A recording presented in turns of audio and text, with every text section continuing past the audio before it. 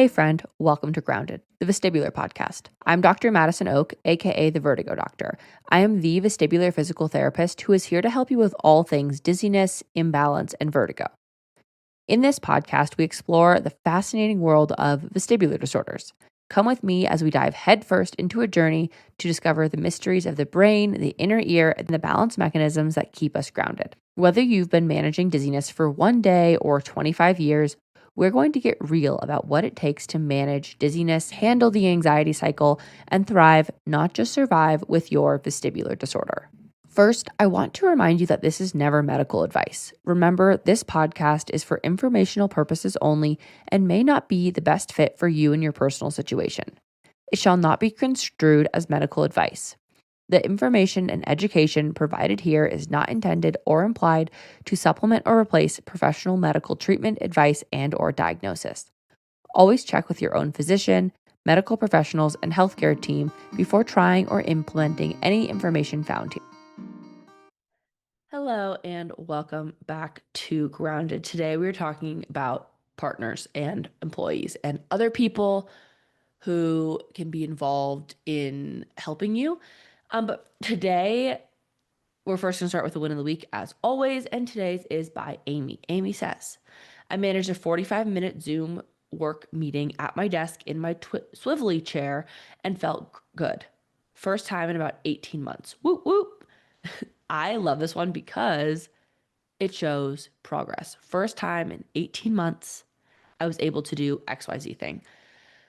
Literally love this because it shows also that you can't just bam, random do something, right? It's not about just wanting to say, okay, I'm going to start doing this today. It's about slow, consistent progress of lots of different things that add up to helping you sit in your swivelly chair and be okay again. So congratulations to Amy. This is huge. I am very excited for you. What are we doing about partners and friends and family members and other people who want to help with your vestibular disorder but don't necessarily know how?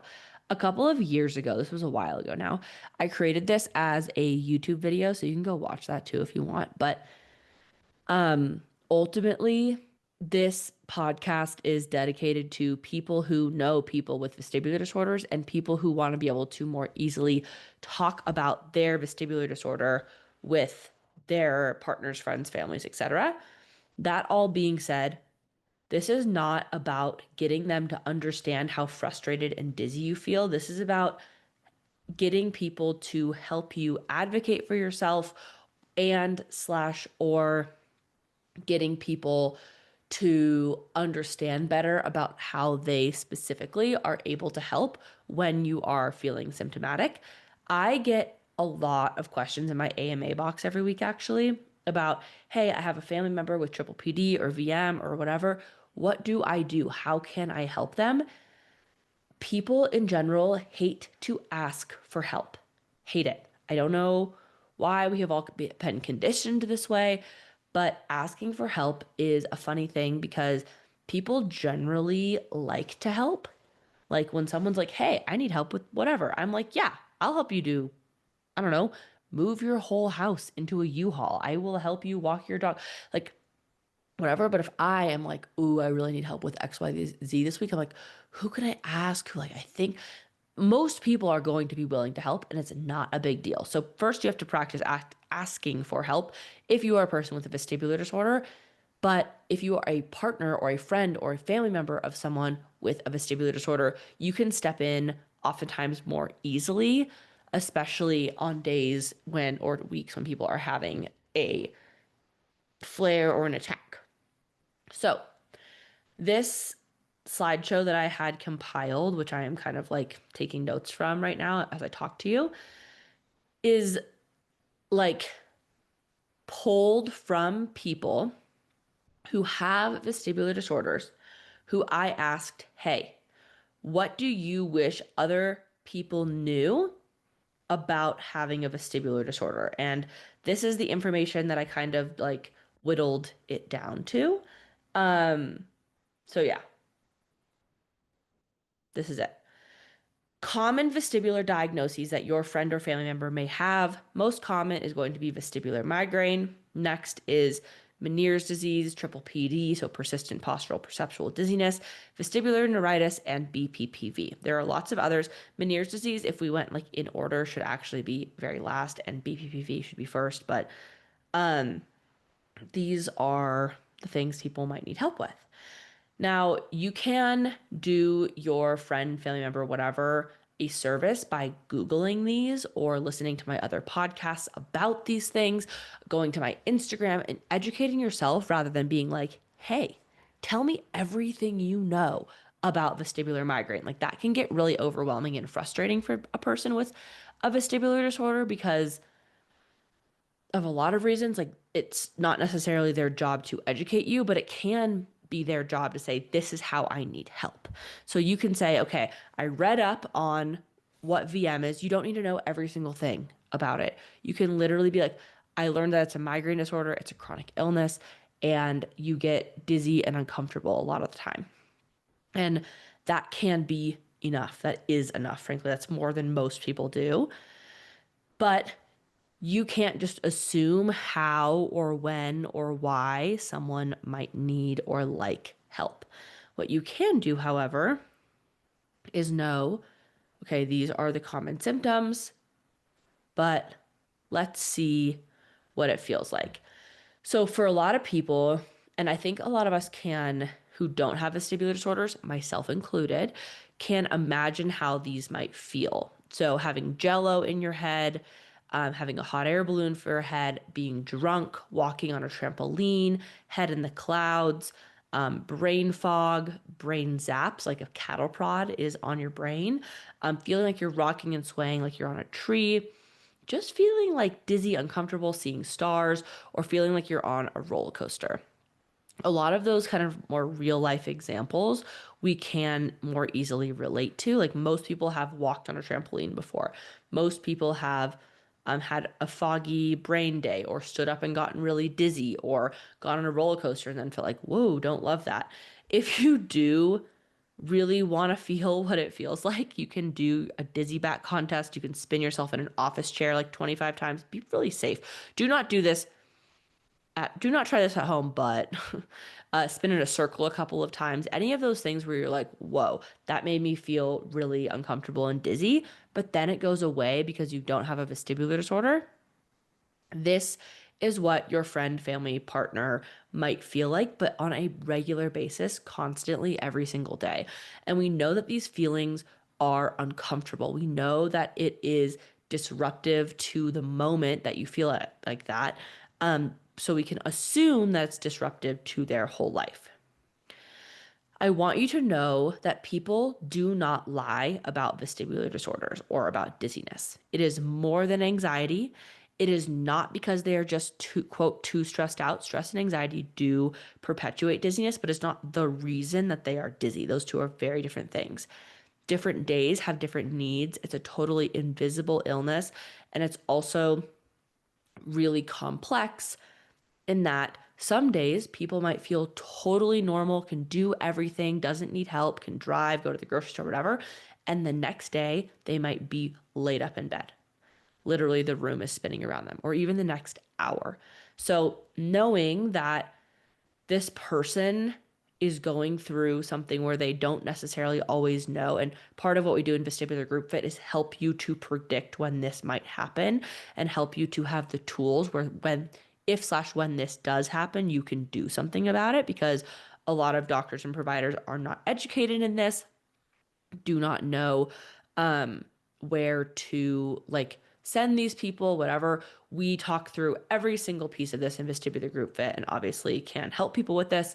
But just listening to this is a great start.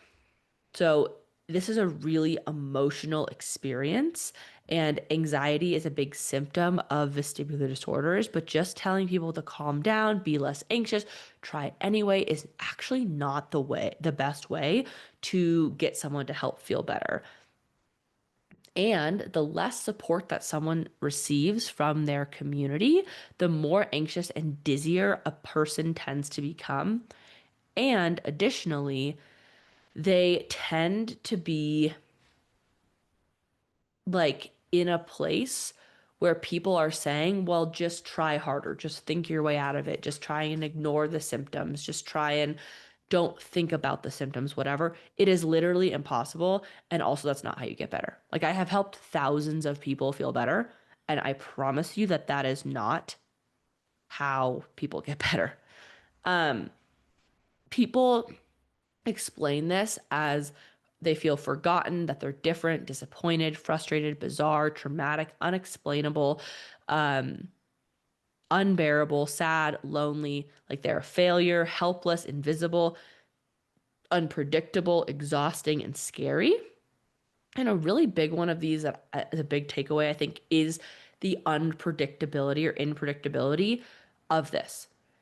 It is really difficult to live in a body where your mind is so predictable and you know the things that you want, but your body is incapable of matching that all the time.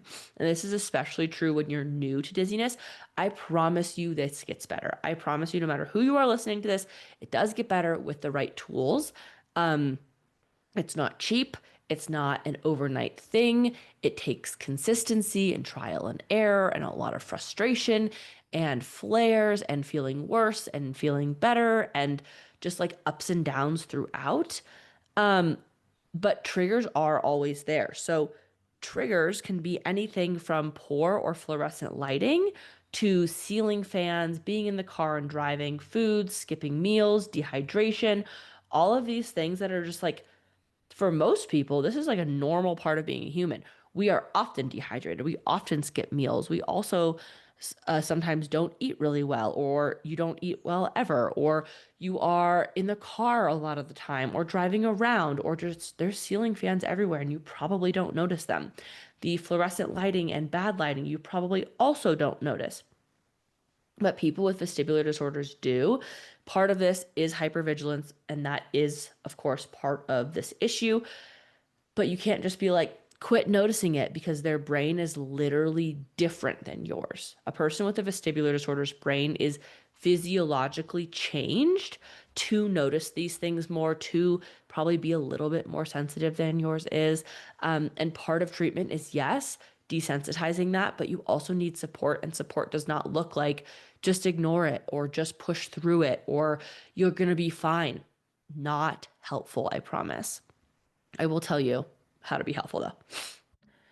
So, how can you actually help if you are a person who someone you love in your life is having difficulty with dizziness and a vestibular disorder?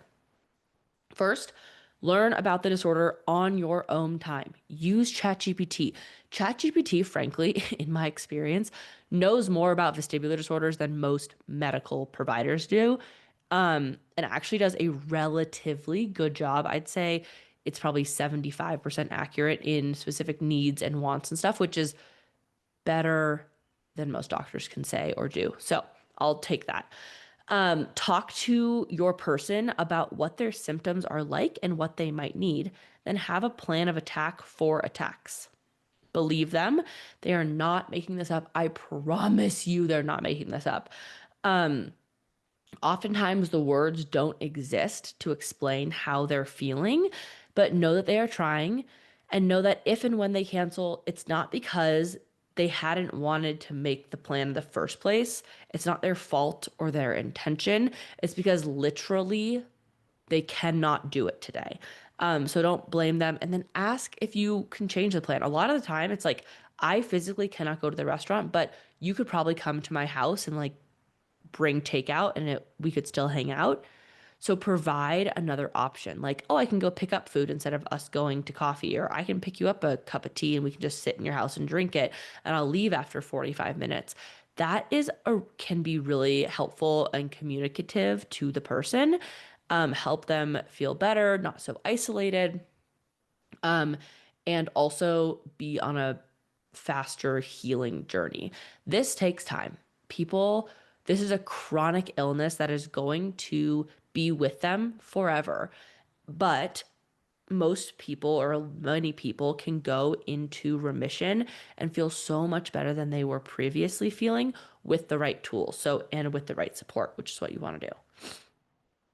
You need to ask them what they need remembering that everything fluctuates. These are spectrum disorders, so they may not need a lot of help, and other times they may need tons of help. Um, so you can say, like, when you're having an attack, what is the way that I can be most helpful? And at first, they might not know, but you can ask this in a different way and say, when you have an attack, what are the tools you use?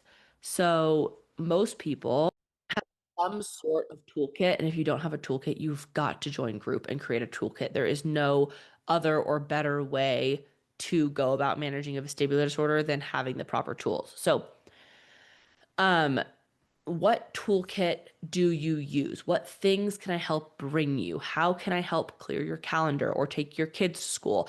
Can I help you by physically taking you to the doctor for your appointments? Can I send you a check-in text on a regular basis? Can I come over for a short visit, but I will remove myself from your house within 30 to 45 minutes or maybe 90 minutes, depending? Are there things that you need to practice that I can help you practice? Sometimes people need to practice driving, but they're like, I'm so scared to drive by myself that I can't do that. But like, I don't have someone I live with who can help me drive, and so I can't get in the car. Like, can you literally sit in the car with them as they reteach themselves how to drive? Can you go on a 5-minute walk with them once a week or twice a month or whatever that you guys have scheduled so they can practice walking by themselves? How can you be that support person or pick up their meds or help them with the screen time where they're learning how to like order their people? You can order your meds online now through like CVS or whatever and get them shipped to you. So can you instead say, I'm going to set this up for you. I'm going to help set up your credit card auto pay. Like, there are so many ways to actually be helpful and assist a person who has trouble with screens, has trouble with meal prep. Can you help ship them can you help them order groceries so they don't have to go to the grocery store or use the screen? There are a million and one ways to do this. Um, and so just talking through what a person might need, because some people are like, no, I can use like the Target app or the Safeway app and get food sent to my house, but I have a really hard time on some days putting it into the freezer to make sure that it doesn't melt or go bad. Um, so maybe you can spend 10 minutes literally just putting their groceries away if it's a really bad day. There are so many ways to help. Maybe you can bring them their meds or water or set them up in bed with the right things. There's a lot of ways to do this. And also a lot of ways to be supportive in helping them push through new scary things. So when you are when a person is feeling nervous or anxious about something, a lot of times having someone they love and trust near them when they're doing the new thing that creates anxiety is really, really calming. So, one of the things that is so difficult for people is going into a big box store. So, think Walmart, Target, Home Depot, big grocery store, whatever. Literally going with them and standing in the entryway of one of those places and then leaving is step one. So maybe you can take them there, drive them there, or even walk in there with them in order to help them feel better in that area. And then maybe you wait outside the next time, and then maybe you walk with them through it, and then they walk by themselves through it, whatever that looks like, whatever their treatment plan looks like. But being physically able to assist them now means they will be more able to do things later in the future. So, ultimately, people want you to know that they probably need extra rest. They are doing their absolute best and working their hardest to feel better. When it's dark, walking around is really, really hard, and their balance systems simply do not work like yours do. People are really light and sound sensitive. People feel like a huge sense of failure as a human. So letting them know that, like, no, you have not failed. You haven't done anything wrong. This is not your fault. And I'm here to help you is really helpful. Sleep needs to be a priority for most people with a vestibular disorder. So making sure that they are getting to bed on time and taking care of stuff if you have small kids in the middle of the night are going to make it so they're more able to do things during the day. I know everyone feels tired when they have little small children, little kids running around the house. I know, but if you as the support person can be like, yeah, I will take 80% of night shift things, that will honestly make your days and their days so much easier. They need support oftentimes, even if they don't ask. So sitting down and having like a very brutally honest conversation about these things is really helpful. Don't forget, I know it's easy to forget that like this other person still isn't better. This is not an acute illness. This is a chronic illness that people feel guilty about. They don't want to rely on other people. People are really searching for their independence. So feeling like, hey, I know how to get my independence back and I know I'm working towards independence again is really helpful. And so getting support in that independence is essential. Hopefully that makes sense. If you have questions about this, feel free to shoot me a message on Instagram. Um, this gets better. There are treatments. I do this literally all day, every day in Vestibular Group Fit, help people answer their questions about how to get better and be that point person for them. A lot of people, especially if you're having financial struggles with dizziness, we do have a scholarship program. But if you're like, I don't have time, but I could like help you pay for something, paying for someone's Vestibular Group Fit subscription honestly will change their life. So that is also another way to be super helpful. If you have, again, questions, comments, concerns about anything, please let me know by shooting me a DM. I love you, and I will see you next week. Same time, same place. Bye.